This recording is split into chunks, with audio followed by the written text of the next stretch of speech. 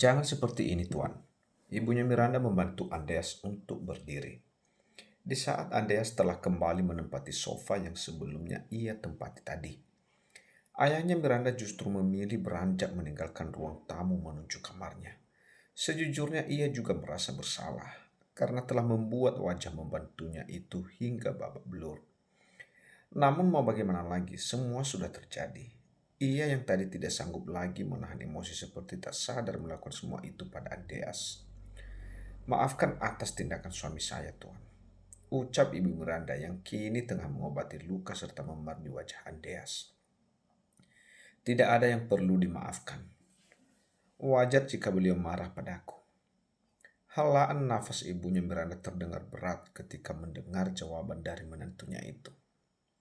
Satu lagi, tidak perlu memanggil saya dengan sebutan Tuan, karena putri ibu adalah istri saya. Dan itu artinya saya adalah menantu ibu. Panggil Andreas.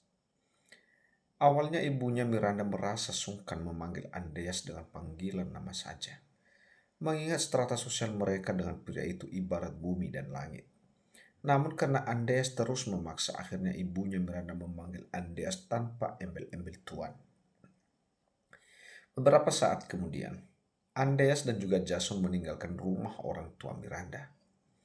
Dengan wajahnya yang nampak babak belur, tentunya Andreas tidak memungkinkan untuk ke perusahaan hari ini. Hingga pria itu meminta Jason untuk mengantarkannya kembali ke rumah. Apa yang terjadi, Nak? Mama Delia begitu terkejut ketika melihat putranya yang baru saja kembali dengan wajahnya yang sudah nampak memar, serta kedua sudut bibirnya yang terlihat pecah. Tidak ada apa-apa, Mah. Tentunya Mama Delia tidak percaya begitu saja dengan jawaban putranya.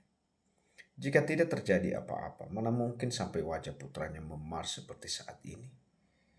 Mama Delia melangkah ke arah Andreas.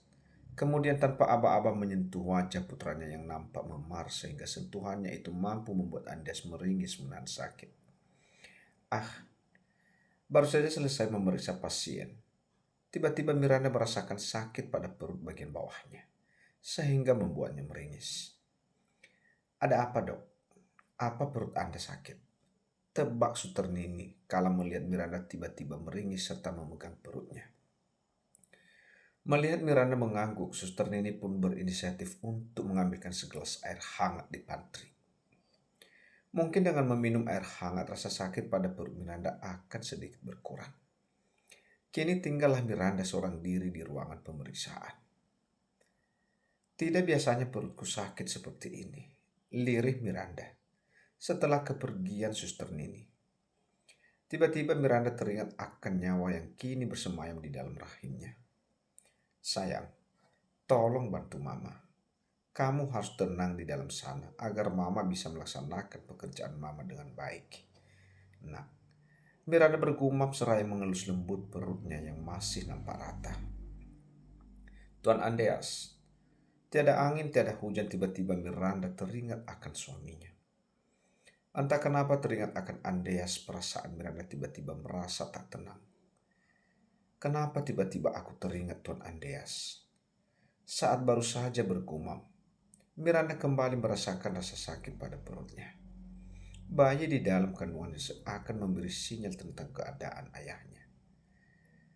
Suster Nini yang baru kembali dari pantry lantas menyerahkan segelas air hangat pada Miranda. Diminum dulu air hangatnya, dokter, ucapnya. Terima kasih. Miranda meraih air hangat dari tangan Suster Nini, kemudian mulai meneguknya hingga tersisa setengahnya. Setelah beberapa saat kemudian Miranda merasakan enakan dan ia pun tak lagi merasakan sakit pada perutnya. Kini ia pun kembali fokus untuk memberikan pelayanan pada pasien, begitupun dengan Suster Nini. Sore harinya, setelah Miranda selesai dengan kegiatannya di puskesmas, ia nampak bersiap kembali ke rumah. Namun ketika keluar dari ruangannya, pandangan Miranda telah disambut oleh wajah tampan Daris yang kini duduk di sebuah bangku. Terlebih lagi kedatangan Miranda disambut senyuman manis Daris yang kini menatap ke arahnya. Pak Kades, tutur Miranda. Daris berdiri dari duduknya kemudian melangkah ke arah Miranda, yang kini tengah berdiri menatapnya. Panggil Daris saja, tutur Daris ketika telah berdiri di hadapan Miranda. Sejujurnya Miranda merasa tak sopan jika memanggil Daris dengan sebutan nama saja. Terlebih usia Daris seberapa tahun di atasnya. Panggil Bang Daris juga tidak masalah, kata Daris dengan senyum yang seakan tak surut dari wajahnya. Nini yang ketika itu berada di belakang langkahnya, Miranda lantas membuatkan kedua kelopak matanya dengan sempurna. Bang Daris, ulang Nini, namun hanya di dalam hati saja. Bang Daris, tutur Miranda mengikuti arahan Daris. Mendengar panggilan itu dari mulut Miranda, senyum di wajah Daris semakin merekah. Sore itu Daris sengaja mampir ke puskesmas untuk mengajak Miranda pulang bersama. Meski awalnya Miranda menolak dengan alasan tidak ingin merepotkan. Namun pada akhirnya Miranda tak memiliki alasan lagi. Sebab Daris berkata jika ia sama sekali tidak merasa direpotkan. Di tengah perjalanan, tiba-tiba perwakilan dari pabrik meminta Daris selaku kepala desa untuk menandatangani beberapa berkas persetujuan kelanjutan usai pembangunan. Sehingga mau tak mau Daris mengajak serta Miranda bersamanya menuju lokasi pembangunan pabrik. Sementara Miranda yang sadar diri jika dirinya hanya diberi tumpangan, merasa tak enak jika menolak ajakan Daris untuk mampir ke lokasi pembangunan pabrik.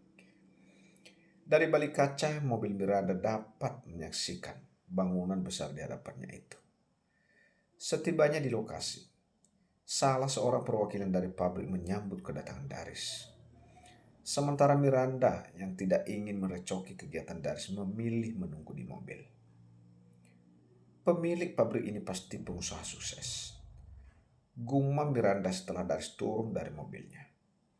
Kini Daris telah berada di dalam ruangan manajer pabrik. Terima kasih karena telah memberikan lapangan pekerjaan untuk warga di sini, Tuan.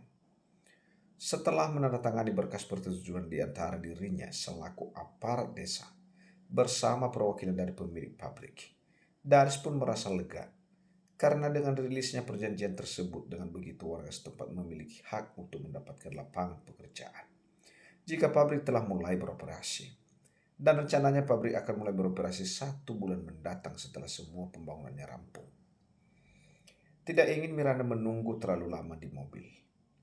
Usai menandatangani persetujuan tersebut, Daris pun pamit dan segera menuju mobil berada. Maaf sudah membuat menunggu, ucap Daris, merasa tak enak hati ketika berada di dalam mobilnya. Tidak masalah, jawab Miranda. Melihat kesungguhan di wajah Miranda ketika berucap, akhirnya Daris pun lega mendengarnya. Kini ia mulai menghidupkan mesin mobilnya, lalu melajukan mobilnya dengan kecepatan sedang meninggalkan kawasan pabrik. Di sepanjang perjalanan, Daris mencoba untuk membuka percakapan ringan di antara mereka. Hingga tanpa sadar pembangunan pabrik pun termasuk dalam topik percakapan keduanya. Jadi tujuan utama pemilik pabrik pembangun usahanya di desa ini untuk membantu warga di sini. Tanya Miranda setelah mendengar sedikit banyak cerita Daris tentang tujuan utama pembangunan pabrik di desanya. Benar, sahut Daris dan Miranda pun mengangguk bertanda paham. Ternyata di zaman sekarang masih ada juga orang-orang yang memiliki jiwa sosial yang tinggi. Masih memikirkan kesejahteraan warga kecil di tengah kesuksesannya. Lirih Miranda dalam hati. 2 minggu berlalu, namun pencarian yang dilakukan oleh anak buahnya belum juga menemukan titik terang akan keberadaan sang istri, sehingga membuat Andes merasakan frustasi karena merindukan. Untuk sedikit mengalihkan pikirannya tentang Miranda, malam ini Andes sengaja menerima ajakan dari ketiga sahabatnya untuk mendatangi sebuah klub malam. Faris yang kala itu tiba paling terakhir cukup terkejut melihat keberadaan Andes. Bagaimana tidak terkejut? Selama menikah lagi, ini kali pertama ia melihat sahabatnya itu mendatangi klub bar. Hei, tepukan pada bahunya mengalihkan perhatian Andes pada pemilik tangan kekar tersebut. Tumben kau punya waktu. Aku pikir setelah menikah kau tidak akan punya waktu lagi untuk kami. Lirih Faris dengan nada menggoda ketika ia telah mendaratkan bokongnya di kursi yang masih kosong di sisi Andreas. Cekek. Andreas hanya merespon ucapan Faris dengan decakan kesal. Faris nampak menggelengkan kepalanya ketika melihat Andreas mengangkat segelas wine. Di hadapannya lalu meneguknya dengan sekali tegukan. Apa dia sedang ada masalah? Lirih Faris dalam hati. Sebagai sahabat yang cukup mengenal Andreas, Faris yakin jika saat ini ada sesuatu yang tengah membebani pikiran sahabatnya itu. Terbukti ketika menyaksikan Andreas meneguk alkohol. Namun begitu Faris tidak kepok dengan mempertanyakan hal itu pada Andreas.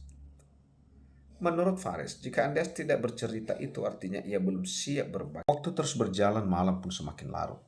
Tidak berbeda dengan Mike dan juga Hansel. Andreas pun sudah terlihat embeuk. Untuk menerima kehadiran Nona Miranda pun di dalam kehidupanmu. Lanjut tutur Faris. Mendengar semua ucapan Faris, sebuah seringai lantas saja terbit di sudut bibir Andreas. Jika tidak menerima kehadirannya, mana mungkin aku bisa mampir kehilangan kewarasan seperti ini setelah dia pergi meninggalkan aku. Sepersekian detik kemudian Faris pun paham akan situasi yang menimpa Andreas saat ini. Oh astaga, jadi penyebab kegalauan Andreas saat ini adalah Nona Miranda, bukannya mendiang istrinya. Sepertinya kali ini aku sudah salah mengartikan kegalauanmu, kawan. Gumam Faris seraya menarik sudut bibirnya ke samping, hingga menciptakan seringai yang tipis di sudut bibirnya. Nona Miranda putri, sepertinya Anda sudah berhasil membuat sahabat saya menjadi gundah gulana seperti ini karena kehilangan Anda. Faris tersenyum dalam hati menyaksikan Andreas. Malam ini Andreas meninggalkan klub malam dalam kondisi MBO berat. Dan tentu saja itu merupakan PR bagi Jason untuk memastikan tuannya itu tiba dengan selamat hingga berada di atas tempat tidurnya. Sepertinya Andreas benar-benar merasa kehilangan setelah kepergian Nak Miranda dari rumah ini. Batin Mama Delia ketika melihat putranya kembali ke rumah dalam kondisi MBO berat. Bahkan Andreas harus dipapah oleh Jason. Jika tidak, sudah pasti pria itu tidak akan sanggup berjalan dengan sendirinya. Setelah PUS, memandangi wajah lunglai putranya, kini pandangan Mama Delia beralih pada Jason. Jason menundukkan kepalanya hormat. Antarkan putraku ke kamarnya, pinta Mama Delia. Padahal, sekalipun Mama Delia tidak memintanya, Jason pasti akan tetap melakukannya. Karena menjaga keselamatan Andreas merupakan tanggung jawab terpenting baginya. Setelah melewati drama cukup panjang yang diciptakan Andreas, akhirnya Jason berhasil memapahnya hingga ke kamar. Jangan tinggalkan aku, Miranda. Di saat tengah membantu Andreas melepaskan kancing kemejanya, tiba-tiba pria itu mencekal dengan Jason. Andreas menyangka jika tangan itu merupakan tangan milik Miranda. Saya bukan Nona Miranda, Tuan. Jason berusaha melepaskan genggaman Andreas dari lengannya. Sepertinya Anda hampir kehilangan kewarasan Anda setelah kepergian Nona Miranda, Tuan. Jason nampak menggelengkan kepalanya melihat kondisi tuannya itu. Sepertinya kini benci berakhir cinta. Lanjut tutur Jason. Tentunya pria itu hanya berani berucap dalam hati. Nona Miranda putri adalah wanita yang baik, Tuan. Dan beliau berhak mendapatkan cinta Anda. Lanjut batin Jason sebelum kemudian ia berlalu meninggalkan kamar Andreas. Tuan Andreas sudah beristirahat di kamarnya, Nyonya. Sebelum meninggalkan kediaman Pratama, Jason menyampaikan hal itu terlebih dahulu pada Mama Delia yang sejak tadi menunggunya di ruang tengah. Baiklah, terima kasih, ucap Mama Delia. Jason hanya mengangguk hormat, lalu kemudian pamit pada Mama Delia. Keesokan harinya, Andreas yang baru saja terjaga dari tidurnya nampak memegang kepalanya yang terasa berdenyut akibat sisa dari reaksi alkohol yang diteguknya semalam. Mengingat penyebab mengapa semalam ia sampai menunggu begitu banyak minuman beralkohol, dikarenakan terus terbayang wajah cantik Miranda. Kini Andes pun yakin dengan perasaannya sendiri. Sepertinya tidak salah lagi. Aku benar-benar sudah jatuh cinta padanya. Andes yang masih terlihat memegang kepalanya terdengar bergumam setelah berpikir sejenak. Baru saja hendak turun dari tempat tidur, tiba-tiba ponselnya berdering. Sehingga Andreas menghentikan pergerakan lalu meraih ponselnya dari atas nakas. Jason, lirih Andreas ketika melihat nama memanggil yang tertera di layar ponselnya. Halo, maaf mengganggu waktu Anda, Tuan. Dari seberang sana terdengar suara Jason. Ada apa? Tuan, menurut schedule pagi ini, kita harus segera berangkat ke kota B untuk meresmikan pabrik yang akan segera beroperasi minggu depan. Mengingat semalam Andes MBU berat, maka pagi ini Jason kembali mengingatkan Andes akan jadwal mereka hari ini. Oh astaga, bagaimana saya bisa lupa akan hal sepenting ini? Lirih Andes dalam hati seraya memijat pangkal hidungnya setelah. Andes pun meminta Jason untuk segera mempersiapkan keberangkatan mereka pagi ini. Lalu kemudian ia pun mematikan sambungan teleponnya dan melanjutkan pergerakan menuju kamarnya. Setelah mandi dan juga bersiap dengan pakaian kerjanya, Andes lantas beranjak dari kamarnya. Selamat pagi, Tuan. Jason yang sejak tadi menunggu di ruang tengah lantas berdiri dari duduknya. Ketika melihat Andes berjalan menuruni anak tangga. Andes meresponnya dengan anggukan sekilas.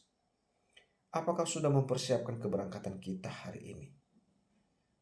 Tanya Andes memastikan dan Jason pun mengiyakannya. Dengan dikawal oleh beberapa bodyguardnya, kini Andes berangkat ke kota B untuk meresmikan pabrik miliknya yang telah rampung proses pembangunannya.